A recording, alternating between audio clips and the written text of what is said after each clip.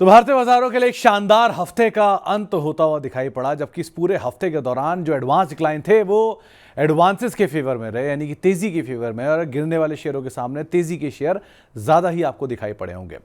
लेकिन इस पूरे हफ्ते का लेखा जोखा आपके सामने रखा जाए तो mid cap small cap out perform करते हुए दिखाई पड़े। इंडेक्स के मुकाबले वहां पर ज्यादा बेहतर खरीदारी देखने को मिली।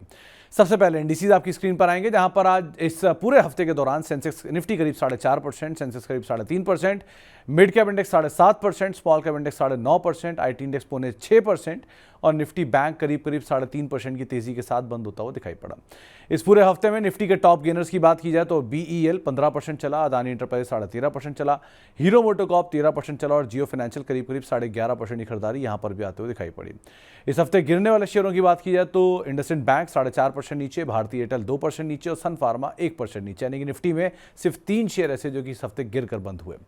इसके अलावा मिड कैप की खरीदारी वाले शेयरों में Cochin Shipyard 37%, RVNL 27%, Mazagon Dock 21%, Bharat Dynamics करीब 21% की तेजी यहां पर आते हुए दिखाई पड़ी।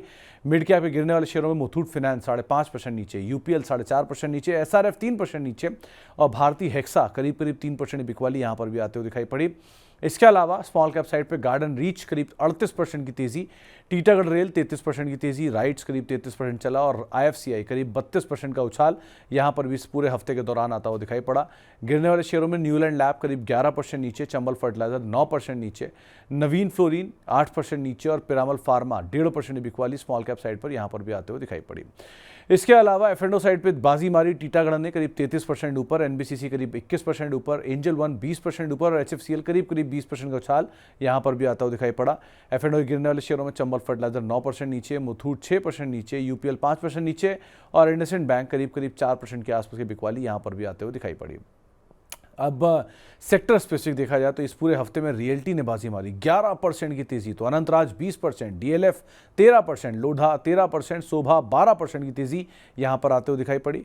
कुछ और सेक्टर्स की बात किया तो मेटल 9.5% की तेजी में, जीएसपीएल 15%, जेएसएल 15%, अदानी एंटरप्राइजेस 13.5% और नालको करीब 13% तेजी यहां रही। एनर्जी जिसमें Triveni turbine 18%, SJVN 17%, Reliance Power 17%, Adani green 16%, जबकि सेक्टर पूरा 7% की तेजी में रहा। ऑटो 6% का उछाल, जिसमें हीरो मोटोकॉर्प स्टार परफॉर्मर रहा, 13% की तेजी, बजाज ऑटो 11% ऊपर, एक्साइड 9% ऊपर और भारत फोर्ज करीब 8.5% की तेजी यहां पर भी रही।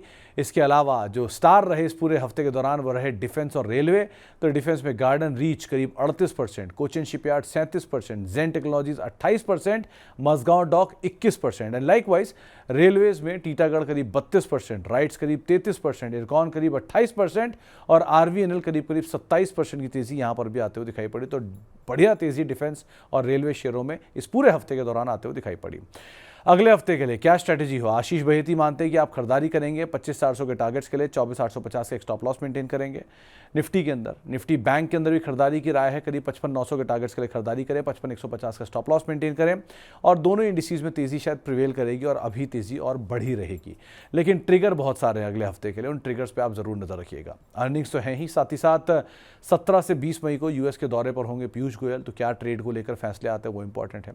19 से 22 मई के दौरान यूएस इंडिया की टैरिफ पर मोल तोल की बातचीत होगी, यानी कि नेगोशिएशंस होंगे, क्या नेगोशिएशन का आउटकम आता है। 20 मई को एफआई 26 के लिए पूंजी जुटाने के ऊपर विचार करेगा एसबीआई, तो एसबीआई पर नजर रखिएगा, प्लस बैंक्स पे, पीएसयू बैंक्स पे। 27 मई को मानसून के केरल पहुंचने की उम्मीद है, आईएमडी का अनुमान है, तो मानसून हिट करेगा जो अगला ट्रिगर बनेगा यहां से। और एमएससीआई इंडेक्स में बदलाव होंगे 30 मई को, तो बहुत सारे स्टॉक्स के अंदर इनफ्लो आउटफ्लो आता हुआ दिखाई पड़ेगा, प्लस अर्निंग्स भी होंगी, प्लस वॉलेटिलिटी भी होगी, तो इन सब के ऊपर भी आपको नजर बनाकर रखनी होगी।